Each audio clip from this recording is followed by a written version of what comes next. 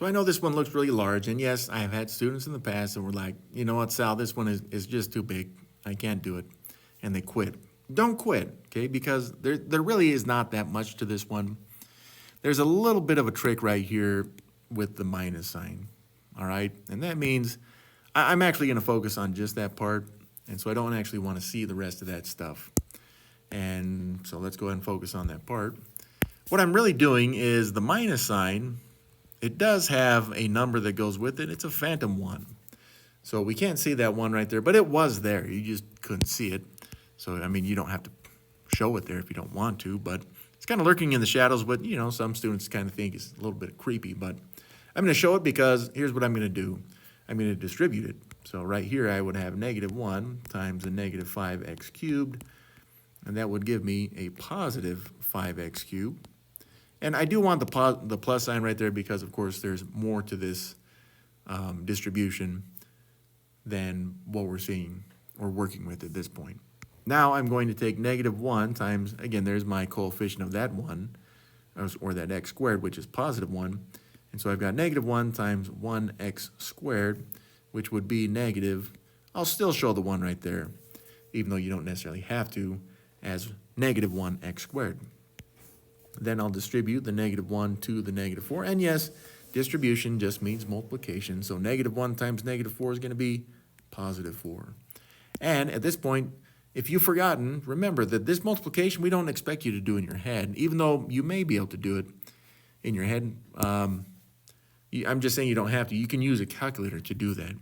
Now let's go ahead and show the rest of that equation, and let's go ahead and actually pare it down with the rest of this. Well, it's not an equation, just this expression. But this is what I have. Now, because we're adding these two trinomials right there, since it's addition, there's not necessarily a need to distribute. So what I'm going to do is I'm actually going to get rid of the parentheses at this point because I don't actually need them. So there we go. I went ahead and got rid of those. And again, why did I do that? It's because now I can look across all the terms. What have we got? 9 terms right there, and see what like terms I can combine.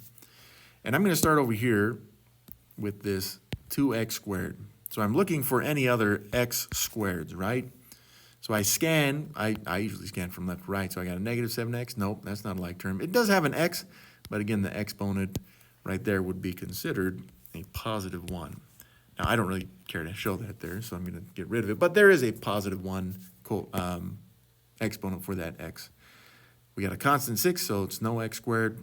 This, we have an x with an exponent of 3. Again, it's not matching the exponent of 2, so it's not considered a like term. Same with this -x, which really is -1x. Again, if you like that power of 1, feel free to put it in. I don't really need it. -6, a constant. We're, again, not a like term. Positive 5x cubed, not a like term. Again, it's got the x and the power of 3, but that's not a like term. Here I do have one, though, right? So I've got a -1x, and it does have a matching x squared right there. So I'm going to combine those, and that will tell me how many x squareds I should have. Really, it was 2 and a -1, which when you combine, you end up with a +1. And the last term right there, +4, not an x squared. So again, I don't need to combine that with my x squareds. It's not a like term to combine with it. But I can go to the next term. Again, I'm just kind of scanning this from left to right. There's a -7x. Again, I'm only looking for x terms, not x cubed terms. So +6 doesn't have an x, so it can't be a like term. -8x to the power of 3. Again, not a like term because of the exponent of 3. But yeah, the next one, sure, this one will work. -1x, a like term. And continuing my scan, -6, no. 5x to the power of 3, no. We've already used the -1x squared, so I can skip that one. And +4, not a like term. So for my x terms, okay, how many x's do I end up with? Well, we had -7 x's and a -1 x's, which when I combine ends up being a -8 of those x's. And now those terms are used. And again, further scanning, I now have a constant 6. And so I'm just looking for other constant terms, not the -8x cubed, because again, it's not just a constant by itself. But yeah, the next one, -6, that will work. Not the +5x cubed, but the last term, again, I can skip that red term, the x squared, because it's not a constant as well, but positive 4. Well, let's go ahead and take a look at what I'll end up with for my constants. I've got a positive 6, a negative 6, and a positive 4. Again, just dial that into your calculator and see what you get. You should end up with a positive 4.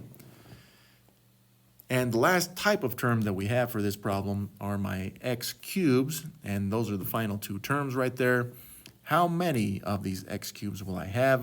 Well, it's negative 8 of the x cubes plus 5x cubes. That will end up being a negative 3 of the x cubes.